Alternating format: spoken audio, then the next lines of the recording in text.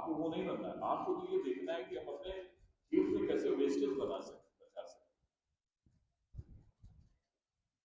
उस पर food preservation, अगर फूड प्रिजर्वेशन या एक कोर्स, पहली बात तो बहुत हार्ड कोर्स तो वोकेशनल उसमें आने भी नहीं चाहिए। सॉफ्ट स्किल कोर्स से गवर्नमेंट को शुरू, देखिए कमियां भी बहुत है, सॉफ्ट स्किल कोर्स से गवर्नमेंट को शुरू करना चाहिए। छोटी छोटी चीजें जो आपके लिए यूजफुल है वहां से शुरुआत होनी चाहिए। बाकी तो डॉक्टर साहब ने बता ही दिया है कि कौशल वाली बात हो ही रही है, गुणवत्ता की हो रही है, और लिबर्टी एग्जिट, मल्टीपल एग्जिट और मल्टीपल एंट्री की बात हो चुकी है। भाषा बहुत इंपॉर्टेंट है। कितने बच्चे ऐसे हैं जिन्होंने पहला शब्द अपने घर में इंग्लिश का बोला होगा, कि माँ बाप बताते हैं कि तुमने पहला शब्द या पहली कोई ट्विंकल ट्विंकल लिटिल स्टार सुनाई, नहीं सुनाई, किसी ने नहीं सुनाई, क्योंकि वो भाषा ही नहीं है। आप तो जो भाषा आप जानते हैं, जिसमें बोलते हो, जिसमें रोते हैं, सभी पिटे होंगे। किसने अपने घर में कहा वो पुअर मम्मी, वो poor daddy, why are beating मी?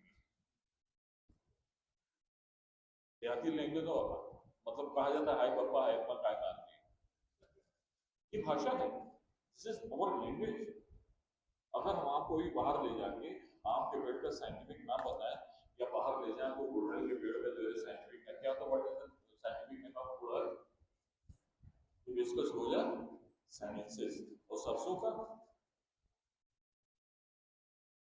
मैं बॉटनी का नहीं, फिर भी बता, लूसीफेरी कुछ ऐसा होता है, ठीक है ना? तो आपके लिए ये क्या मतलब है?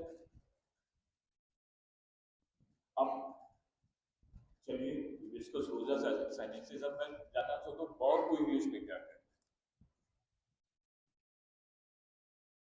बॉर होती है, उसकी इंग्लिश नहीं जानता, ये तो जानते कि पौरा है,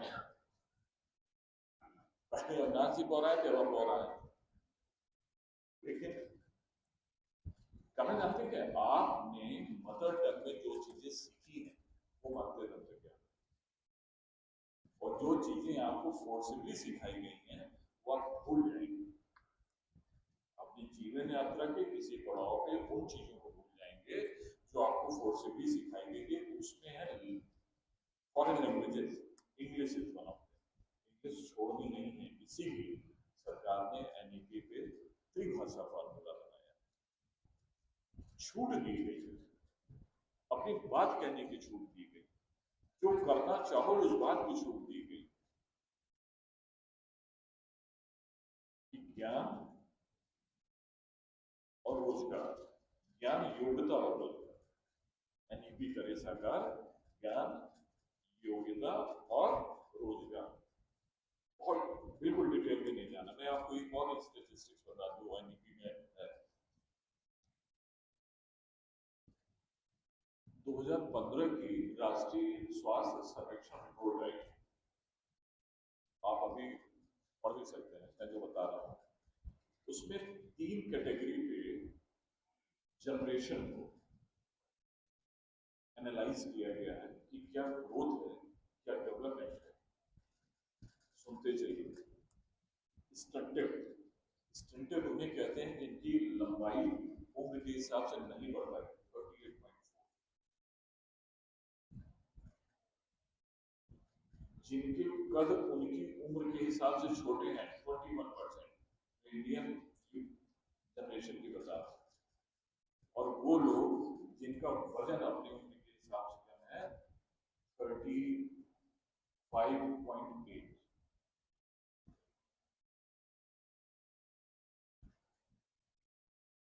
आप अस्वस्थ हैं, जागरूक नहीं है। ये उस देश की बात हो रही है जो लार्जेस्ट ग्रेन प्रोड्यूसर है दुनिया में,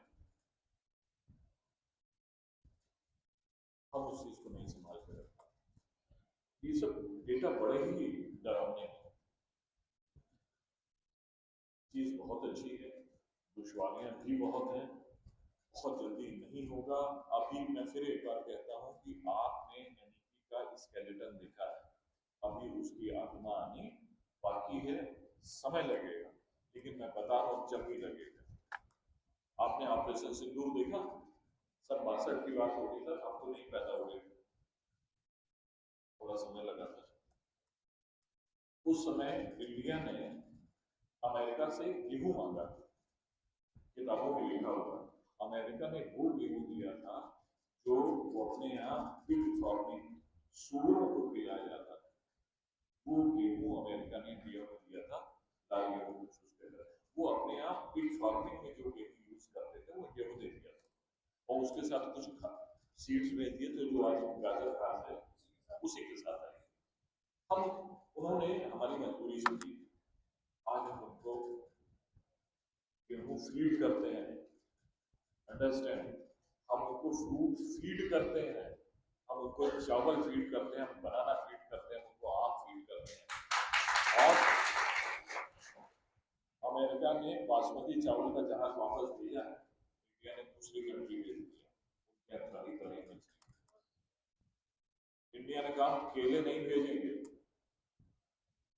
और दवाओं पे टैक्स लगा दिया, क्योंकि सबसे ज्यादा दवा अगर अमेरिका को बेच जाती है, आज वो ब्लैकमेल की स्थिति में नहीं है, वो आपको डरा रहा है, क्यों जानते हैं आप? इसके सन 62 की लड़ाई में नेहरू जी ने अमेरिका से रिक्वेस्ट किया कि प्लीज अपने 2 फाइटर प्लेन्स भेज दीजिए,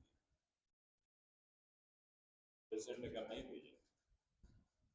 अगर वो फाइटर प्लेन आ जाते, अगर आप पढ़े Indo China war, India first land जीत गया, क्योंकि आर्म्स एम्युनिशन नहीं थे, आपके सैनिक उस बर्फ में फंस गए, उनके पीछे से सप्लाई आई हमारे। अगर एयर अटैक हो जाता तो इंडिया हो सकता तिब्बत को न गुलाम हो जाता।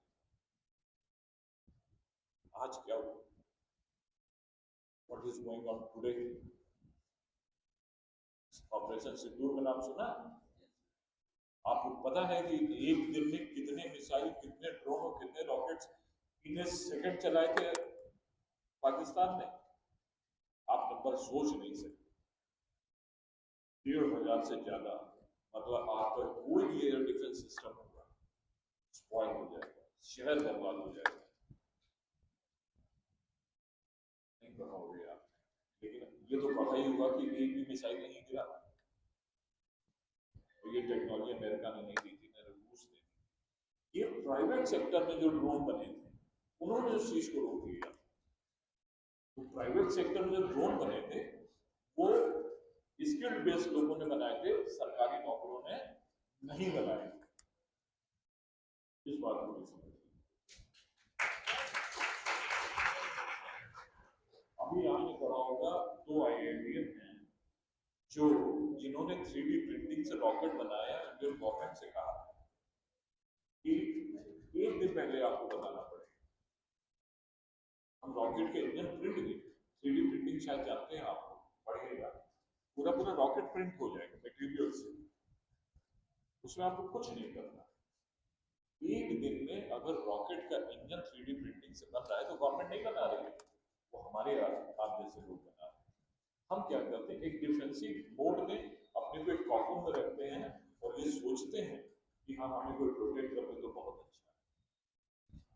प्रोटेक्शन मोड में रहेंगे, लोग रूल करेंगे,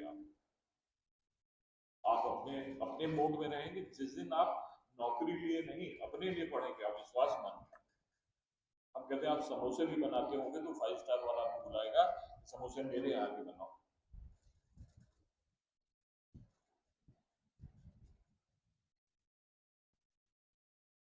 प्योर सब्जेक्ट्स बहुत से लोग पढ़ रहे होंगे, यहाँ पे होंगे, ठीक है,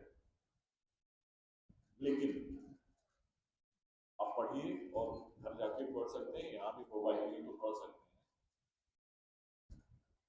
बिग डेटा, मशीन लर्निंग और आर्टिफिशियल इंटेलिजेंस, 3 साल में इसने दुनिया को हैरान कर दिया। अब आपका सामना किससे है? जो 96% स्किल्ड कंट्री है, यहाँ पे यूथ 96% यूथ स्किल्ड है, वो एआई पे काम कर रहा है। हम एआई को यूज भी नहीं कर पा रहे। अभी चाइना का जो मेरा में तो एक अलग से आया है श्रोता, चला गया, चला गया। चाइना ने अपना एक एआई जैसे चैट जीपीटी है, माइक्रोसॉफ्ट ने भी अपना बना लिया, गूगल ने भी अपना बना लिया, अब सबके आप देखिए उसके जो सर्च बार है सबने आता है एआई, सबने अपने अपने बना लिया। चाइना वाले के क्या नाम है, डीप ब्लू या डीप कुछ ऐसा करके है, कुछ ऐसा करके, ठीक है। उसने क्या किया, जो काम बिलियंस ऑफ डॉलर में अमेरिका ने किया था, उसने मिलियंस ऑफ डॉलर में, उसने अमेरिका के डेटा ही चुरा लिया।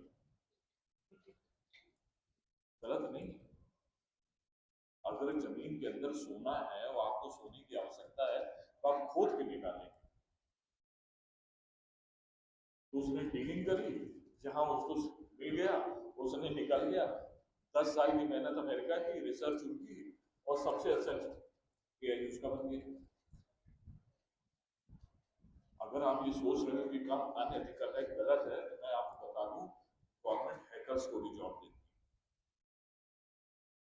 और गवर्नमेंट ही नहीं देती है, डिफेंस फोर्सेज भी देती है, और वो 24 घंटे काम करते हैं, इसलिए आप सुरक्षित हैं। F-35 अभी केरला में उतर आया था, वो सब हैकर्स की कारस्तानी, क्योंकि इंडिया को स्पाई कर रहा है, एक कोड भेज दिया, उनका सॉफ्टवेयर ठीक हो, उतर गए, 20 दिन लगे उनको वापस उड़ने में, और ठीक नहीं हुआ।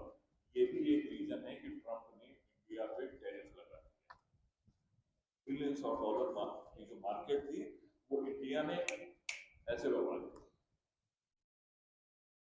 स्किल बन, सब चीज भूल जाइए, क्या गुणवत्ता है, क्या उसका लचीलापन है, या मल्टीपल एग्जिट, मल्टीपल एंट्री, 3 से 5, 8 का आपके एग्जाम नहीं होंगे, बोर्ड के एग्जाम इस तरह से होंगे, 10 में सेमेस्टर सिस्टम हो जाएगा, ये पढ़ाई का एक पार्ट। लेकिन उस पढ़ाई को आप चूज कैसे करें। दिन भर हम लोग के पास बच्चे आते हैं, सब सब्जेक्ट बदलवाना है, पहले क्यों ले लिया था। अब मैक्सिमम प्रॉब्लम उस जगह पे आती है कि माता पिता जब एडमिशन लेने आते हैं तो बच्चों को इंग्लिश दिलवा देते हैं, उनको लगता है कि समाज ऐसा है, सारे विज्ञापन इंग्लिश में आते हैं, इंग्लिश बोलने वाले इंटेलिजेंट होता है, ठीक है ना। लेकिन जब बच्चा दूसरे दिन आता है तो एक एप्लीकेशन लिख के लाता है, सब पापा आए थे इंग्लिश दिला के थे, आप उनको हिंदी दी जाती है, इसलिए कि अगर उसको इंग्लिश ही दे दी जाएगी तो पढ़ता ही रह जाएगा। आपने कभी पुतिन को भाषण देते देखा है? पुतिन कभी इंग्लिश में बात नहीं करते। रशिया में, चाइना में अब शुरू हो रहा है, केवल ऑप्शन है सॉफ्टवेयर लैंग्वेज को करने, मैंडरिन लैंग्वेज है, एनईपी में एक जगह लिखा भी है कि आप केवल इसलिए मैंडरिन को न नेग्लेक्ट करें, वो चाइनीज भाषा है, आपको वो भी सीखनी,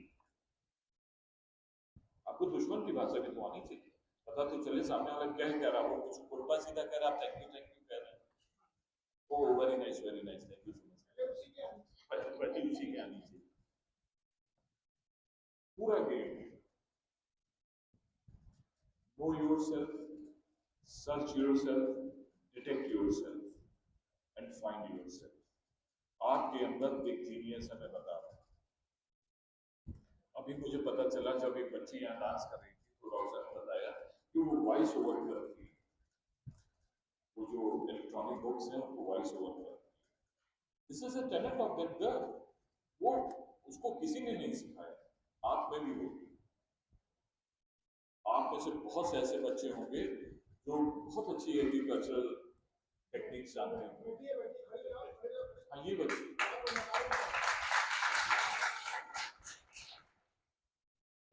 इसको क्या इस काम की इसने डिग्री नहीं ली है, और संभवतः हो सकता है इसको यूट्यूब से अर्निंग भी हो रही, नहीं हो रही तो बाद में होने लगी, यूट्यूब भी अर्निंग का बहुत अच्छा जरिया है। कुछ बताइए, कुछ करिए, लेकिन वो करिए जो आप कर सकते हैं। डॉक्टर साहब ने एक फिल्म मेकर का नाम लिया था, मैं भी एक लिरिसिस्ट नाम ले रहा हूँ, हालांकि वो मेरे बहुत पसंदीदा नहीं है, मनोज मुंदसे।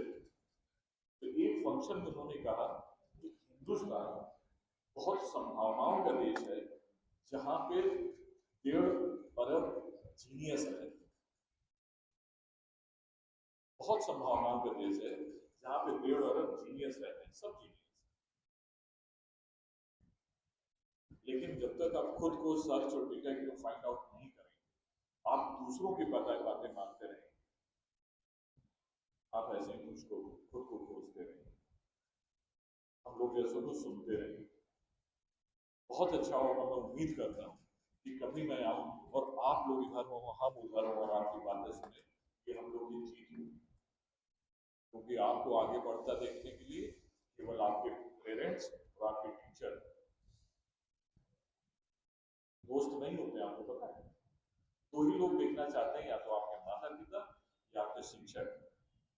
पता दोस्तों के बारे में तो 3 इडियट्स में कहा गया है, दोस्त फेल हो जाए तो दुख होता है, और टॉप कर जाए तो बहुत दुख होता है, ठीक है ना। तो उस बहुत दुख वाली श्रेणी से निकलना, पास और फेल की श्रेणी से। अभी देखिए एनईपी में कौन है कि पास फेल का कॉन्सेप्ट खत्म होने जा रहा है, सपुस्तक प्रणाली आने जा रही है। और अगर आप इसको मजाक समझते हैं तो एक बार पहले हो चुकी है। और अगर आपने प्रोफेसर एस.सी. वर्मा का नाम सुना हो, पद्मश्री हैं, कानपुर आईआईटी के हैं। हाँ, इस बार वो पेपर में आया था। Professor SC. वर्मा एक सोपान करके कानपुर में चलाते हैं, गाँव से सब बच्चे आते हैं, यहाँ के बच्चे जाते हैं। वो जब अपने सोपान में टेस्ट लेते हैं तो पुस्तक दे देते हैं, पढ़ के लिखो। उनका कहना है कि जब आप क्वेश्चन का हल खोजने के लिए आप पुस्तक खोलेंगे तो कुछ तो पढ़ लेंगे।